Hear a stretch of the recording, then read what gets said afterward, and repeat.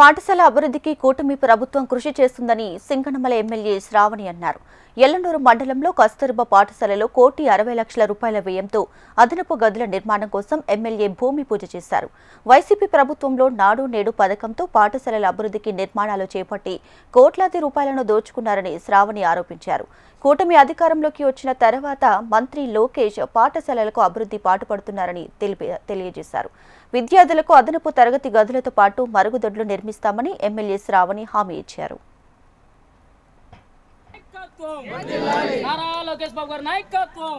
ప్రభుత్వం వచ్చిన తర్వాత ఇంటికాడే రేషన్ ఇమ్మన్నారు. 65 పైన ఉన్న వాళ్ళకి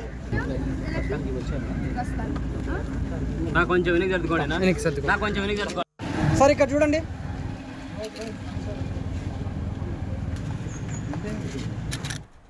కస్తూర్బా స్కూలు కళాశాలకి అదనపు పనులను గురించి 1,60,00,000 రూపాయలతో ఈరోజు భూమి పూజ చేయడం జరిగింది.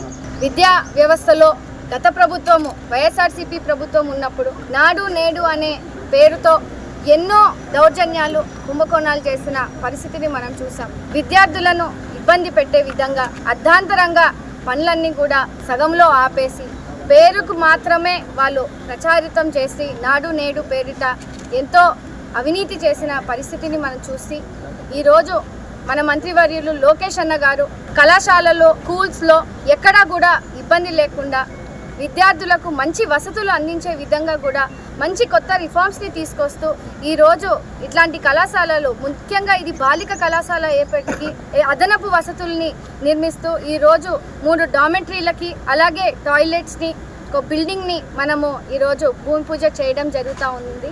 విద్యా వ్యవస్థలో ఎన్నో మంచి రిఫార్మ్స్ని ఈరోజు రాష్ట్ర వ్యాప్తంగా కూడా మంత్రివర్యులు లోకేష్ అన్న గారు ప్రతిష్టాత్మకంగా తీసుకురావడము ప్రజలందరూ కూడా చాలా హర్షం వ్యక్తం చేస్తూ ఉన్నారు. ఆ మంచి కార్యక్రమానికి ఈరోజు కూటమి ప్రభుత్వము అధికారులము మేమంతా కూడా ఈరోజు కళాశాల అదనపు పనులకు గురించి ఈరోజు భూమి పూజ చేయడం చాలా సంతోషంగా భావిస్తూ ఉన్నాము. అదేవిధంగా ఆ కళాశాలలో ఆగిపోయినటువంటి బిల్డింగ్ ఏదైతే కేవలము ఫ్లోరింగ్ వేసి పిల్లర్లు వేసేసి వదిలేసిన పరిస్థితి. ఎల్లనూరు మండలంలో స్థానికంగా ఉన్నటువంటి వృద్ధులకు ఇంటికి వెళ్ళి మనం రేషన్ పంపిణీ చేస్తూ ఉన్నాము. వాళ్ళు కూడా తెలియజేస్తూ ఉన్నారు, గతంలో వ్యాన్స్ రూపంలో మమ్మల్ని చాలా ఇబ్బంది పెట్టే పరిస్థితి ఉండింది. ఆ వ్యాన్స్ పేరుకు మాత్రమే ఇంటికి వచ్చి ఇస్తానని చెప్పారు, కానీ ఎక్కడో దూరంగా రోడ్లలో ఆపుకొని మమ్మల్ని అందరినీ అక్కడికి వచ్చి తీసుకోమండం.